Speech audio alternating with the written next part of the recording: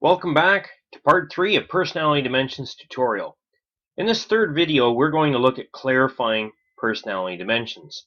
It's all about being you. What does it mean? In other words, as we review these factors, you'll likely gain a greater appreciation for your own personality and the personality of others. If you missed part 1 or part 2, please review those first before proceeding through this next video tutorial. You can find those on my blog at seanselliott.blogspot.ca. Let's start with inquiring greens. The core need for inquiring greens is knowledge and being competent. Nothing bothers an inquiring green more than not understanding something and appearing incompetent. They need to know why. They like to have as much information as possible and enjoy gathering that information themselves. Their self-esteem relies heavily on how much they know and how competent they feel and appear to others.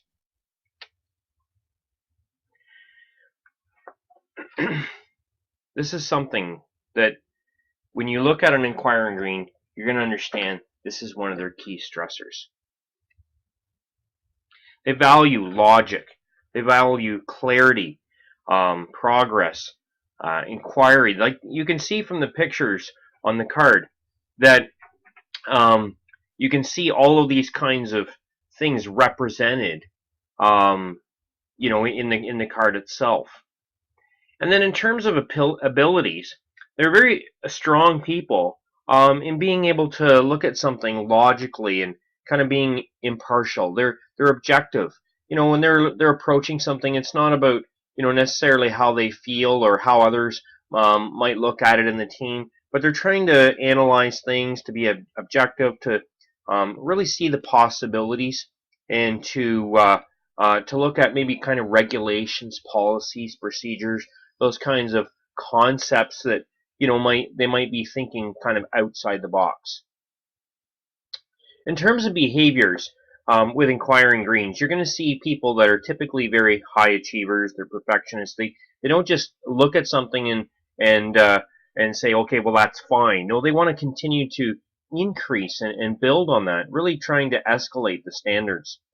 They're the architects of change. They're quite visionary people. They're a perpetual student. I mean, these are the kinds of people that are constantly taking professional development and training on the job and always trying to learn new things. But as a result of them always wanting to learn and grow in that knowledge and competency, sometimes they can be a little bit argumentative. They may enjoy a debate, but they also have been known as kind of being people that are wordsmiths. They're quick wit, and they can sometimes have quite the clever humor. Now, the core need for organized gold, as we look at that, is really like it's a sense of belonging, which is usually achieved through accepting their duty and responsibilities. They need to really feel this sense of belonging at home, at work, at school, in the community, or in any group with which they're involved. When they don't have that, it becomes a real key stressor for them. When they're feeling like they're not really a part of something, or there's that disorganization. Not so much disorganization in terms of things being a mess, but just not being able to feel like where their sense of belonging is. So they really value setting things up, decision making, home and family, the attention to detail. They like things structured and orderly. They like those relationships that really pull people together, and they have a strong commitment to others, and really just being able to grow in that trust. So in terms of abilities, you're going to see the organized goals as being the people that really like to organize things, set things up, keep the family or keep the team going. They like to look at the process in terms of how decisions are being made. They like to measure things and evaluate things and really try to take care of things. Not caretaker in the sense of um, a job itself, but being able to take care of the things that need to be done in the group or the home. They really like to make sure that's being done properly. So in terms of behaviors, organized goals really like to show their responsibility. They're loyal. They're dependable. They can come across as being very parental and serving others. They keep to a schedule. So this is the kind of people that you would see everything, kind of fitting in together. They want to know where everyone is, and they're careful, they're meticulous, and they're in terms of language, they would focus on words like, well, we should do this or we shouldn't do that. They're very careful and meticulous about those kinds of things. So let's look at the next type, which is resourceful oranges. Now, resourceful orange, these are people that have a core need of freedom. They like, just being able to go with things. And so a key stressor for them on the other side is really having rigid boundaries and having to wait for things. I mean, they're just going with the action. You can see here in the picture different, kind of situations where people are just kind of jumping into things and going with things like sports and athletics and maybe in the business world. There's a lot of different environments this might apply to, but these are people that really value a lot of action and variety.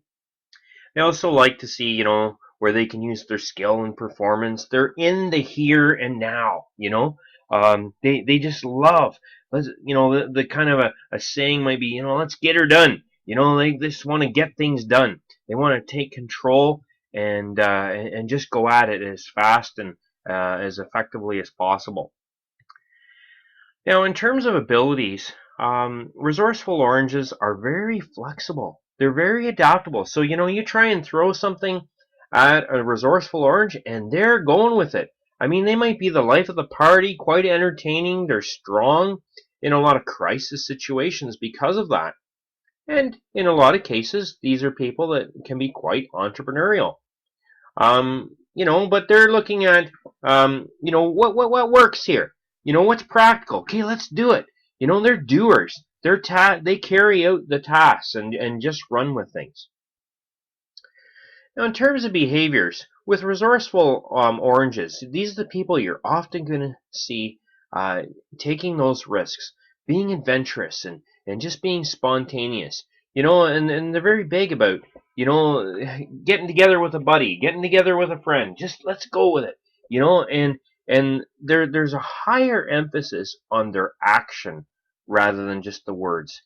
They dislike having to be stuck in a rut and just continue to do the same thing over and over again. They love change. They can be quite competitive and they can be quite impatient as well on the other side with semantics and just sticking over the fine details.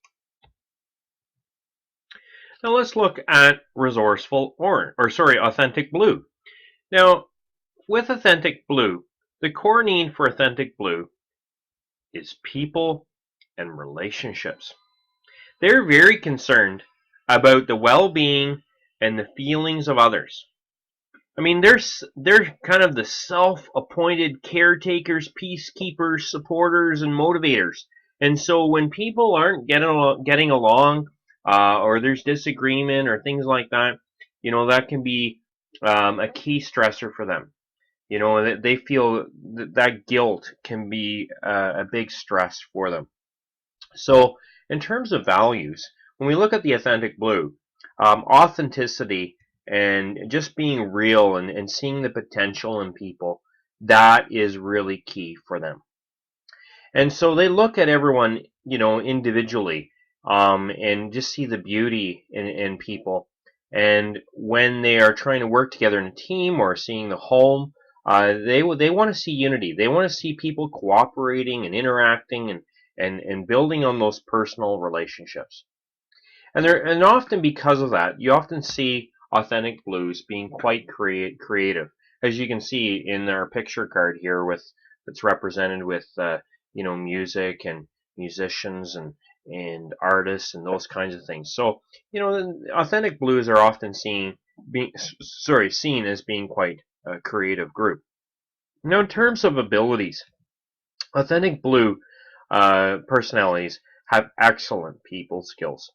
So, it's not something that they have to learn necessarily, but it often comes quite natural for them to be quite persuasive. Not persuasive in a selling fashion, but just persuasive and being supportive and understanding people and caring and being quite perceptive of feelings. They can be quite open and honest with others, and they may wait and talk with people and really trying to take that overall big picture global perspective on where everyone is at. And as a result, they can be really good motivators and catalysts with the group and the team. Now, in terms of behaviors, with authentic blues, these are people that are often quite sensitive to conflict. So this isn't the thing that they like. Remember, again, the key stressor is that guilt. So they don't want to see that coming up. They want to be the peacemakers, the problem solvers. But they'll come across as being quite charismatic in trying to win people over, and they can change. They can change in different situations. That's why we use the word metamorphic, because they will change according to the situations. And you'll see them move into different capacities quite often. And they really give a lot of praise and recognition, and as well is something that is important to them. And they're into quite a bit of self-improvement and a lot of causes.